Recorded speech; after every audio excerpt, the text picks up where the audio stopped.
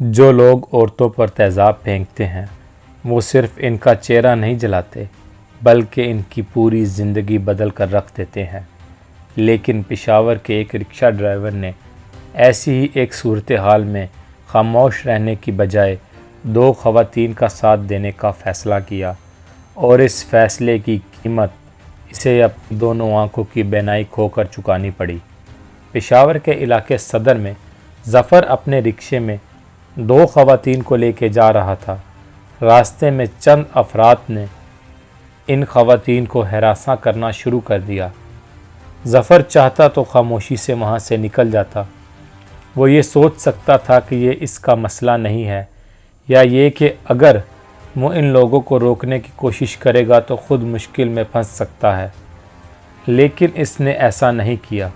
इसने रिक्शा रोका और इन अफराद को ख़वातीन को तंग करने से मना किया।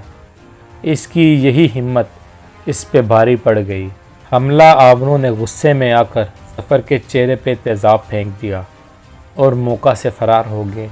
इस खौफनाक हमले के नतीजे में ज़फ़र अपनी दोनों आँखों की बीनाई से महरूम हो गया।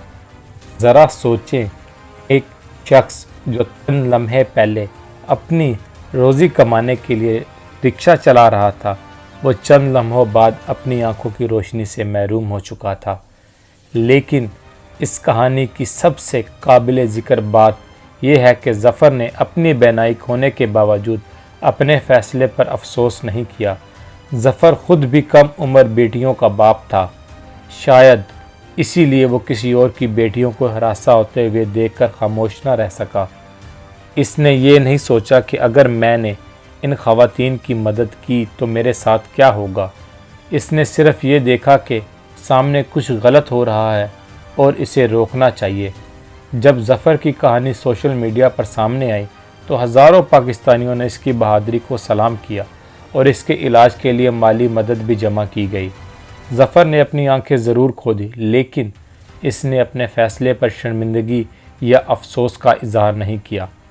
और शायद यही इस कहानी का सबसे बड़ा सबक है। हम में से बहुत से लोग जुल्म देखकर खामोश रह जाते हैं क्योंकि हमें डर होता है कि कहीं हम खुद मुश्किल में ना फंस जाएं। लेकिन ज़फ़र ने दिखाया कि कभी कभी किसी बेबस इंसान के लिए खड़ा होना ही असल इंसानियत होती है। इसने अपनी बीनाई खो दी, लेकिन इसकी हिम्मत ने हज़ारों लोगों को ये याद ज़रूर दिलाया कि मुआशरे में असल बहादुरी सिर्फ़ ताकत रखने में नहीं बल्कि कमज़ोर के लिए खड़े होने में है। ऐसे लोग वाकई माशरे का असल सरमाया होते हैं और इनकी कुर्बानियाँ आसानी से भुलाई नहीं जाती।